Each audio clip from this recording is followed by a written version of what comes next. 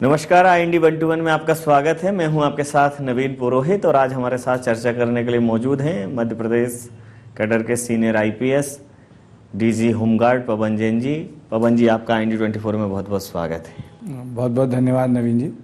पवन जी, वैसे तो पुलिस जो है अपने सख्त मिजाज तेवर के लिए जानी जाती है और काम बहुत टफ है। अपराधों का नियंत्रण है तो पुलिस बहुत कठोर हो जाती है, या लोग ऐसा मानते हैं कि पुलिस बहुत कठोर है, लेकिन पूरे विश्व ने इस चीज़ को देखा है, देश ने देखा है, प्रदेश ने देखा है कि अंतर्राष्ट्रीय मंचों पर प्रदेश का एक सीनियर IPS जब काव्य पाठ करता है, जब संवेदना और भावों से परिपूर्ण नज़र आता है, तो ये कॉम्बिनेशन थोड़ा रेयर है। इसको लेकर कहीं ना कहीं लोग पूछते तो होंगे सर कि पुलिस की सर्विस में रह के काव्य कैसे आपके अंदर जागृत हुआ? मैं निश्चित रूप से जब भी मैं कभी मंच पर जाता हूं तो ये सवाल हमेशा उठता है कि पुलिस और कविता।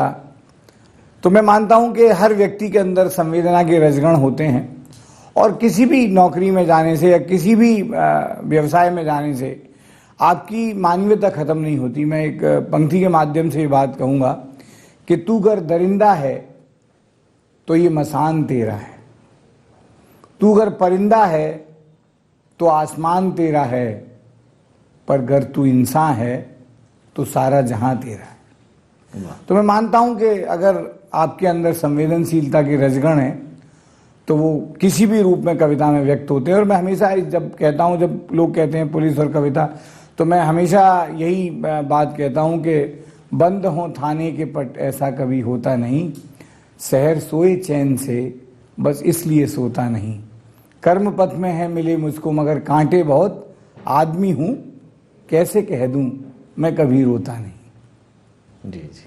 तो जो करुणा है वो मैं मानता हूं कि हर व्यक्ति के अंदर होती है। कई बार वर्दी पहने हुए व्यक्ति के अंदर वो करुणा नहीं दिखाई देती, लेकिन जब वो ड्यूटी करता है, विशेषकर कोरोना काल में जब लोग घरों में हैं, लोग सड़कों पर नहीं हैं, उनको रोकने के लिए पुलिसकर्मी खड़े हैं, तब पूरी समाज ने एहसास किया, हिंदुस्तान ने एहसास किया कि विषम परिस्थितियों में अगर कोई ड्यूटी पर सबसे पहले आपकी रक्षा के लिए खड़ा था तो वो पुलिसकर्मी था। और मैं समझता हूं कि कोविड काल ने पुलिस की छवि में एक अच्छाई का बहुत बड़ा इजाफा किया है। आज प्रधानमंत्री जी ने जब रक्षा विश्वविद्यालय में बात कही तो ये बात उन्होंने कही कि पुलिसकर्मी पहले अपने घरों में लौटते थे तो बहुत सारे लोग होते थे, कुटुंब होता था, परिवार होता था, लेकिन अब उनके इतनी ज़्यादा ड्यूटी होती है कि वो घर की तरफ नहीं आ पाते। और आपने देखा भी होगा कि कोविड काल में TI लोग, कई थाना प्रभारी आते थे और दल्लान में बैठ के उल्टी बाल्टी पर खाना खाते थे, उनकी बेटी उनको निहारती रहती थी। तो इस तरह के दुर्लभ क्षण भी लोगों ने देखे कि पुलिसकर्मियों ने उस भयंकर काल में भी, तीसरी लहर से हम गुजर आए और उम्मीद करता हूँ कि आगे कोई लहर ना आए, लेकिन पुलिस ने हर लहर में एक व्यावसायिक पुलिस के रूप में, एक मानवीय पुलिस के रूप में अपनी पूरी पहचान हिंदुस्तान में बनाई है। जी, कोरोना काल में जैसा आपने कहा कि कोरोना योद्धा सम्मान और तमाम सम्मानों से जब पुलिसकर्मियों को नवाजा गया, कई बार ऐसा हुआ कि कॉलोनीज में को पुलिस के अंदर, पुलिस के ऊपर जो है पुष्प वर्षा हो रही, पुलिस के लिए लोगों ने तालियां बजाईं, स्वागत किया, अभिनंदन किया। तब आपने कहा था कि भाई ये सब भले ही नहीं करो, ना हमें शूरवीर मानो, ना हमें आप सुपरमैन मानो, लेकिन हमें कम से कम एक इंसान तो मानो। ऐसा कि कोई रचना आपकी थी जो बड़ी फेमस हुई कि मैं भी एक इंसान हूँ, जब कोरोना का दौर खत्म हो जाए तो कम से कम मेरे लिए ये जरूर सोचना। वो क्या थी सर वो कविता? मैंने ये रचना उन तमाम पुलिसकर्मियों को समर्पित की थी जिन्होंने इस काल में, जिसको कहिए कि इस बात का फक्र कर सकते हैं दुनिया में सारे डॉक्टर्स कि जब कोरोना काल था उसमें हमारे करीब 1400 डॉक्टर शहीद हुए। मुझे और फक्र है कि हमारे 2200 पुलिसकर्मी भी शहीद हुए, और उन सारे पुलिसकर्मियों के लिए मैंने समर्पित की थी, उन डॉक्टरों के लिए भी समर्पित थी कि कोरोना से जीत जाओ जब जंग, पा जाओ अपने पुराने रंग और ढंग, तब मत कहना हम कर्मवीर, देवदूत या महान हैं, बस इतना कह देना कि हम भी इंसान। जी, उस रचना को लेके बहुत मतलब पुलिस के प्रति, जैसा आपने कहा कि लोगों का दृष्टिकोण कोरोना काल में बदला, लोगों के मन में पुलिस की छवि और स्वस्थ हुई, साफ हुई, वो झलक अब सिनेमा में भी दिखने लगी है। जैसे पहले सिनेमा में पुलिस हमेशा जो विलेन होता था हमेशा पुलिस उसके साथ मिली हुई नज़र आती थी, हमेशा स्पॉट पर घटनाक्रम के बाद पहुंचती थी, या फिर जो क्रिमिनल्स हैं उनको सपोर्ट करती थी।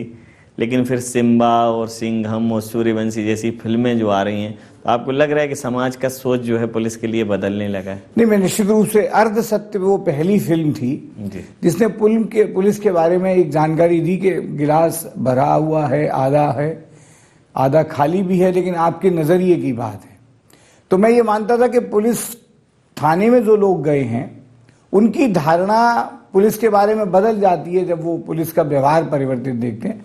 तो कोरोना काल ने दोनों तरह का काम किया। कोरोना काल ने पुलिस की छवि भी गढ़ी, और जो लोग थाने में जा रहे हैं और पुलिस कर्मियों को खुद के ऊपर भी उनको एक एहसास हुआ है कि अगर हम अच्छा काम करेंगे, जब उन पर छतों से फूल बरसाए गए, तो मैंने बहुत पहले ये बात कही थी, कांटे, पत्थर, नफरत, गाली, इनसे मेरी हस्ती है। कांटे, पत्थर, नफरत, गाली, इनसे मेरी हस्ती है।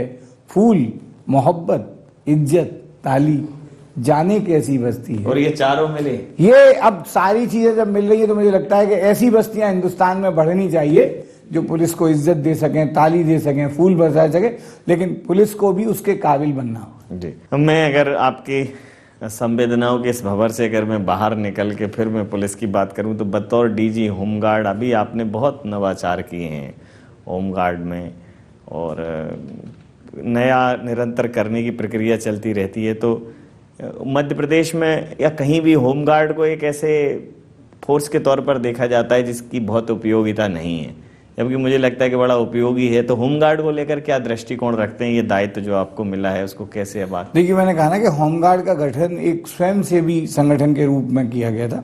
आज़ादी के बाद 1947 से गठित हुआ था, और अभी क्या हुआ, पिछले 5-6 सालों में एक नया आयाम जुड़ा है। नवीन जी, जैसा कि आपको वाकिफ भी हैं, आपदा प्रबंधन का। जी। और अभी जैसे पिछली बार जब बाढ़ आई थी मध्य प्रदेश में, भूतो न भविष्यति, इतनी ज़्यादा 23 जिलों में बाढ़ थी। हमारे करीब हज़ारों ऑपरेशंस हुए, 9,000 से ज़्यादा लोगों की जान बाढ़ राहत में हमारे लोगों ने बचाई। तो आपदा प्रबंधन की आप घटना देखें, अभी कुछ दिनों पहले छतरपुर में एक बालिका को जीवित निकाला गया। अभी जब घटना हुई थी कटनी के इस्लामाबाद में, जहाँ के एक पूरा निर्माण कार्य ढह गया था, उसमें से 9 में से 7 लोगों को जीवित निकालने में एसडीआरएफ ने दिन रात एक किया। वहाँ के कलेक्टर एसपी ने कहा कि अगर एसडीआरएफ नहीं होती तो हम इन लोगों को नहीं बचा पाते। तो इस तरह के नए आयाम जुड़े हैं। आपदा प्रबंधन में हमारे लोग भले ही कम हों, लेकिन बहुत महत्वपूर्ण काम कर रहे हैं। यहाँ तक कि रात भर बैठकर हमारे जो गृह विभाग के अधिकारी हैं, हमारे होमगार्ड के एसडीआरएफ के लोग हैं, इवन माननीय मुख्यमंत्री ने कई ऑपरेशन की समीक्षा की रात भर बैठ के, और उन्होंने मुक्त कंठ से सराहना की, गृह मंत्री जी ने, मुख्यमंत्री जी ने, कि आपदा प्रबंधन में एसडीआरएफ ने और होमगार्ड ने बहुत ही सराहनीय काम किया है। हजारों लोगों की जान बचाई है, मौके पर पहुंचे लोगों की मदद पहुंचाई है। और आज जब कहीं कोई घटना दुर्घटना होती है तो कलेक्टर एसपी पहला फोन हमारे हेडक्वार्टर को लगाते हैं कि एसडीआरएफ की टीम भेजनी चाहिए। सरकार से हम लोगों ने गुजारिश भी की है कि अभी हमारे पास जो बल है वो बहुत कम है, इसकी ट्रेनिंग की भी ज़रूरत है। तो दोनों चीज़ों पर काम चल रहा है कि एसडीआरएफ के बल में भी वृद्धि हो और मुंगेली जबलपुर में एक राष्ट्रीय स्तर का आपदा प्रबंधन की ट्रेनिंग का संस्थान बने, ताकि हम इन लोगों को ऐसी ट्रेनिंग दे सकें कि और भी बहुत सारे आयाम हैं, औद्योगिक दुर्घटना के आयाम हैं, रासायनिक दुर्घटना के आयाम हैं, बहुत सारे आयाम आपदा प्रबंधन के हैं। और निश्चित रूप से ये बड़ी चुनौती है और होमगार्ड ने इसको स्वीकार किया है। दूसरी बात होमगार्ड का मनोबल बढ़ाने की है। निश्चित रूप से जब से सुप्रीम कोर्ट ने ऑर्डर किया है कि उनका बेसिक जो वेतन है वो पुलिसकर्मी के समकक्ष होगा, तब से उनका हौसला बढ़ा है। उस हौसले को और निरंतरता की आवश्यकता है।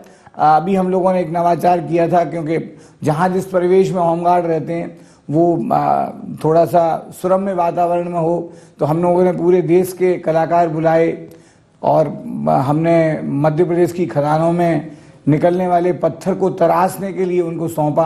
और अभी 31 जनवरी को महामहिम राज्यपाल महोदय के कर कमलों से होमगार्ड मुख्यालय में हमने एक शिल्प उपवन बनाया है, जो हमारे पूरे कर्मचारियों को ये इस बात की प्रेरणा देगा कि अनगढ़ पत्थरों को भी आप जीवंत कर सकते हैं। तो अगर आपका परिवेश अच्छा है, आप अगर सुरम्य वातावरण में रहते हैं, तो आपके मन में निश्चित रूप से सकारात्मक ऊर्जा रहेगी और सकारात्मक कामों की प्रेरणा मिलेगी। जी, जिस प्रकार से होमगार्ड की जो वेतन को लेकर और उनकी रेगुलरिटी को लेकर कुछ एक समस्याएं सामने आती हैं। और इस बार सरकार देखा जाए तो लगातार कर्मचारियों के हित में निर्णय ले रही है, 31% डीए किया है। तो होमगार्ड के जो जवान हैं उसमें 1-2 महीने उनको वेतन नहीं मिलता, इस प्रकार का कुछ एक विसंगति है। तो उसको वो उनकी एक तरीके से जीविका सुनिश्चित हो सके, वो भी इस बात को लेकर आश्वस्त हो सकें कि वो होमगार्ड में अगर अपनी सेवाएं दे रहे हैं तो उनको सामाजिक सुरक्षा है उनकी।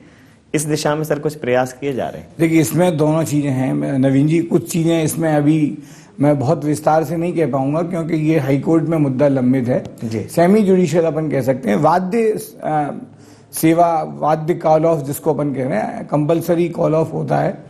2016 से पहले वो 3 साल में एक बार होता था। 2016 के जो नए नियम बनाए, जब सुप्रीम कोर्ट ने ये डायरेक्शन दिए कि उनका बेसिक वेतन जो है वो सिपाही के तुल्य होगा, हालांकि उनको आरक्षक नहीं माना जाएगा, तो उसमें एक व्यवस्था ये थी कि राज्य अपने नियम बनाए। तो 2016 में जो राज्य ने नियम बनाए उसमें एक नियम का प्रावधान रखा कि वो 10 महीने के लिए कॉल आउट किया जाएगा, मतलब उसकी सेवाएं साल में 10 महीने की जाएंगी। इसको काफ़ी नगर सैनिकों ने अभी हाई कोर्ट में उसको चुनौती दी है, जिसमें हाई कोर्ट ने उनको स्टे भी दिया है और उसकी सुनवाई अभी मुख्य न्यायाधीश की जो युगल पीठ है उसमें चल रही है। तो उसमें हम लोग अपना रिप्लाई दे रहे हैं। सरकार के संज्ञान में ये जानकारी है कि ये जो वाद्य कॉल ऑफ की विसंगति है, इसमें क्या मानवीयता का निर्णय हो सकता है। तो इसमें सरकार और हमारा विभाग मिलकर काम कर रहे हैं और जैसा न्यायालय में फैसला होगा, हमारी जो अभी वहाँ पे अपील भी की गई है और जिसमें कि न्यायालय हम लोगों को सुन रहा है, तो जो भी मानवीय दृष्टिकोण होगा वो हम लोग भी रखेंगे और मुझे मानता है कि कोई न्याय संगत जब निर्णय होगा तो हम उसका पालन भी करेंगे। जी, जिस प्रकार से आपने कहा कि मानवीय दृष्टिकोण रखते हुए इसका निर्णय लिया जाएगा, वर्तमान में जिस प्रकार से जो होमगार्ड का दल है उसको जो सुविधाएं मुहैया कराई जाती हैं, आपने उनमें निरंतर इजाफा किया है, चाहे उनकी ड्रेस की बात हो या अन्य चीज़ों की। तो क्या नई चीज़ें जो सपोर्ट सिस्टम, ताकि वो अपने कर्तव्य का पालन कर सकें अच्छी तरह से? देखिए, 2 चीज़ें हैं। एक तो उनका सबसे बड़ी चीज़ ये है कि उनकी ट्रेनिंग बेहतर हो जी, तो उस पर हम लोग निरंतरता से काम कर रहे हैं। और उनकी बेसिकली मैंने कहा ना कि होमगार्ड को केवल सैनिक ना समझा जाए। जब आप बात करते हैं कि वो आपदा प्रबंधन में काम करता है, जीवन रक्षक की भूमिका में होता है, तो एक बहुत महत्वपूर्ण जिम्मेदारी है। तो मैं मानता हूं कि अब जो है सिविल डिफेंस, जिसका अभी जिस तरह के परिवेश में पूरी दुनिया रह रही है, एक विश्व युद्ध की आहट हम सुन रहे हैं, तो सिविल डिफेंस का गठन इसीलिए किया गया था कि जब कोई आपातकालीन स्थिति होगी तो नागरिकों को किस तरह एक हम लोग ट्रेनिंग दे पाएं कि वो उस परिस्थिति में अपने आप को ढाल सकें। तो उसके लिए हम लोग सिविल डिफेंस को भी और ज़्यादा मजबूत करना चाहते हैं। जो अखिल भारतीय सिविल डिफेंस के जो मुख्य हैं, वो मेरे साथी और बैचमेट ही हैं, वो भी भोपाल आने वाले हैं बहुत शीघ्र, और सिविल डिफेंस को हम लोग विस्तार देना चाहते हैं। एसडीआरएफ को हम लोगों के जो माननीय मुख्यमंत्री महोदय ने 2925 पद स्वीकृत किए थे, जिसमें से 550 भर दिए गए हैं। हम लोग चाहते हैं कि और 1000 पदों का निर्माण हो, जिस पर वित्त विभाग की सहमति भी है, क्योंकि एसडीआरएफ में रहने वाले जवान को मूल वेतन का 50% अतिरिक्त मिलता है, तो उसमें काम करने की लोगों में भावना भी होती है, उनमें वेतन भी अधिक मिलता है। हम लोग कोशिश ये भी कर रहे हैं कि जिस तरह पुलिस विभाग में मेडिकल की फैसिलिटी है, वैसी फैसिलिटी होमगार्ड को भी प्रदान की जाए, और जो भी इनको सुविधाएं होती हैं बैंक वगैरह से, कि इनको लोन मिल सके, इनको जब ज़रूरत हो तो इनकी मदद हो सके, तो उन सब चीज़ों पे हम लोग काम कर रहे हैं। इनके वेलफेयर को भी लेके हम लोगों ने, जैसे आप स्थापना समारोह में देखा कि हमने उन सभी बच्चों को सम्मानित किया माननीय गृहमंत्री के माध्यम से, उनको पुरस्कार भी दिए जिन्होंने शिक्षा और अन्य क्षेत्रों में उत्कृष्ट कार्य किया है। तो होमगार्ड का मनोबल बढ़े, उसके लिए जो भी प्रयास हो सकते हैं वो हम लोग कर रहे हैं। और विशेषकर एक जो है कि अभी हमारे पद भी रिक्त हैं, करीब 4700 पद होमगार्ड के रिक्त हैं, तो वो भी हम लोगों ने सरकार से गुजारिश की है कि उन पदों के भर्ती के लिए भी, जैसे पुलिस में भर्ती हो रही है, वैसे होमगार्ड में एसडीआरएफ के नए पदों के लिए और होमगार्ड के पदों की भर्ती के लिए हमें मंजूरी दी जाए, ताकि वो प्रक्रिया भी प्रारंभ हो। खेलों को बढ़ावा देने के लिए भी आप निरंतर प्रयासरत हैं, और चूँकि होमगार्ड पे अपना एक बड़ा अमला है, अगर उनमें से कुछ प्रतिभावान खिलाड़ी हैं जो अच्छा परफॉर्म करते हैं, या उनमें कोई अन्य प्रतिभा है, तो उसका संपूर्ण विकास हो सके, उसको प्लेटफॉर्म मिल सके, उस दिशा में सर कुछ है? नहीं, निश्चित रूप से मैं व्यक्तिगत रूप से, क्योंकि मैं खुद खेल विभाग में रहा, जी। तो अभी हम लोगों ने यहाँ पे राष्ट्रीय कैनो स्प्रिंट प्रतियोगिता का आयोजन हमारे एक साथी संजीव सिंह की स्मृति में किया है। और 4 दिन की ये प्रतियोगिता जो अभी भोपाल के छोटे तालाब पे चल रही है, 29 राज्यों के और 750 खिलाड़ी इसमें आए हैं। होमगार्ड भी SDRF के रूप में उसकी जो रेस्क्यू बोट होती है वो हम ही लोग प्रोवाइड कर रहे हैं। तो जो भी हमारे खिलाड़ी हैं, हम लोग कोशिश करेंगे कि खेल विभाग के माध्यम से, खेल के संगठनों के माध्यम से उनकी प्रतिभा को पहले तलाशा जाए और फिर तराशा जाए, ताकि वो अंतर्राष्ट्रीय मंचों पर जा सकें। और जैसे कि आपको ज्ञात ही है कि पिछले साल ही खेल विभाग की प्रस्ताव को राज्य शासन ने मंजूरी दी है कि प्रतिवर्ष 50 व्यक्ति चयनित होंगे पुलिस में आरक्षक के रूप में सीधे, जो राष्ट्रीय स्तर के उत्कृष्ट खिलाड़ी हैं, और 10 उपनिरीक्षक बनाए जाएंगे जो अंतर्राष्ट्रीय स्तर के उत्कृष्ट खिलाड़ी। उसके लिए नियम बन गए हैं और वो प्रक्रिया भी जारी है, जिसमें होमगार्ड का सैनिक भी होगा या होमगार्ड के परिवार का कोई व्यक्ति होगा, उसको भी ये लाभ मिले। जी, एक बहुत सर जैसे महत्वपूर्ण प्रश्न है, जैसा कि देखा जा रहा है कि कई जगह जैसे इंदौर और भोपाल 2 जगह पुलिस कमिश्नर प्रणाली आ गई। बहुत समय से आप लोग संघर्षरत थे, जाके सफलता 2022 में उसमें मिली। सरकार तो उस पर सहमत थी, लेकिन कहीं ना कहीं वो असहमति का शिकार हो जाता था निर्णय। तो पुलिस कमिश्नर प्रणाली में देखा जाए तो ऑफिस का काम बहुत बड़ा है, सुपरविजन बहुत बड़ा है।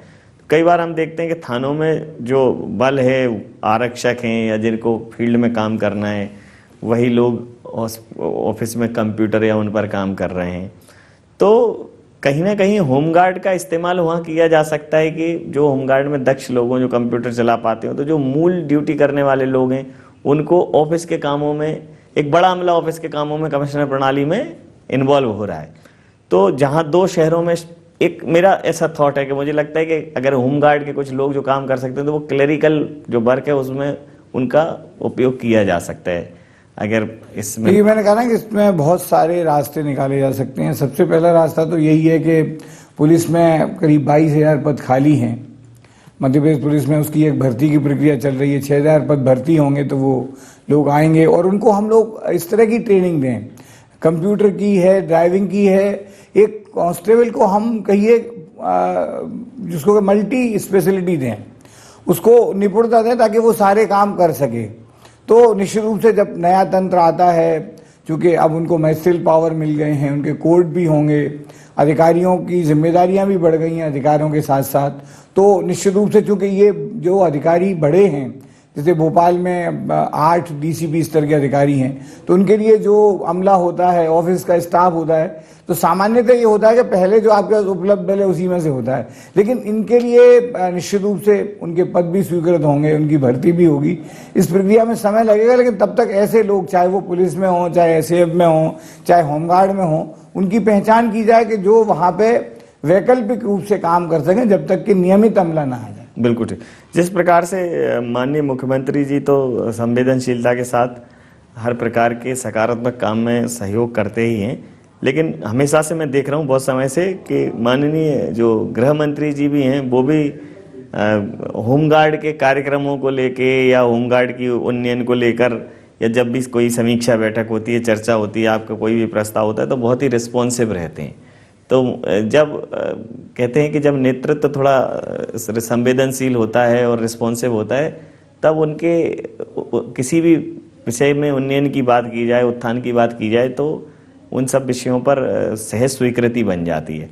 तो अभी जिस प्रकार से प्रशासन से, शासन से आपको जो सहयोग मिलना चाहिए, सरकार से जो सहयोग मिलना चाहिए होमगार्ड के उत्थान और उन्नयन के लिए, उससे आप कितने संतुष्ट हैं? देखिए, मैं कहूँगा ये हमारे लिए बहुत ही उसकी बात है, फक्र की और गर्व की बात है कि माननीय मुख्यमंत्री महोदय को इतना लंबा कार्यकाल उनका हुआ कि वो पुलिस की और होमगार्ड की हर समस्या से वाकिफ हैं।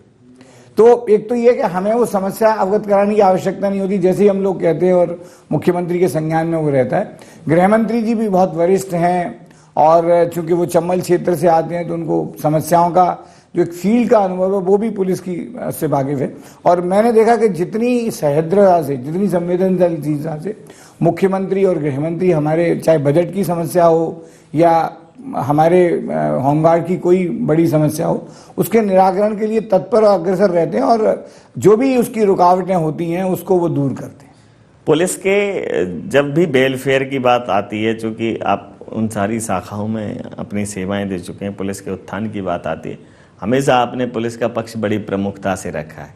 वर्तमान में आपको क्या लगता है कि जो है और क्या करने की आवश्यकता है जिससे जो हमारा जो पुलिस बल है, जो पुलिस फोर्स है, वो और एफिशिएंट हो सके? देखिए, अगर मुझसे पूछी जाए तो एक तो यही है कि मैं सबसे पहले यही मानता हूं कि जो ताकतवर होता है वो मौके पर जीत जाता है, और जो धनवान होता है वो कचहरी में जीत जाता है। जो लुटता है, पिटता है, ठोकर खाता है, वो मजबूरी में थाने की सीढ़ियां चढ़ता है। जी जी जी। तो हमारी व्यवस्था यानी होनी चाहिए कि हर व्यक्ति के लिए जो मजबूर है, जो पीड़ित है, उसकी न्याय का पहला मंदिर है थाना। जी जी। तो अगर कोई व्यक्ति न्याय के पहले मंदिर में चढ़े तो वहां से निराश नहीं छोड़े। तो ये हमारी ट्रेनिंग की आवश्यकता है कि थाने में जो भी लोग हैं, चूंकि मैं मानता हूं कि वो फर्स्ट रेस्पॉन्डर हैं, हमने डायल 100 सीसीटीवी सिस्टम तो कर लिया है, लेकिन फिर भी जब लोग थाने में जाएं तो उनका सामना उस व्यक्ति से हो जो उनकी बात संवेदना से सुने, उनकी रिपोर्ट लिखे और उस पर कार्रवाई करे। ये पहली प्राथमिकता है।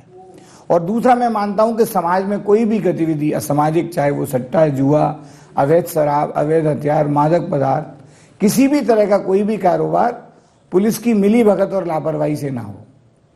और तीसरी चीज ये हो कि पुलिस इस जिम्मेदारी को समझे, जो मैं मानता हूं कि जो वर्दी हमने पहनी है लोग इसको सम्मान से देखें। ये जज्बा जब तक हमारे अंदर नहीं होगा, ये ट्रेनिंग जब तक हमारी नहीं होगी कि हम लोगों से वैसा ही व्यवहार करें जैसी हम अपने लिए अपेक्षा करते हैं, तब तक मैं समझता हूं पुलिस के लिए एक मजबूत विश्वास कायम करना एक बड़ी चुनौती है।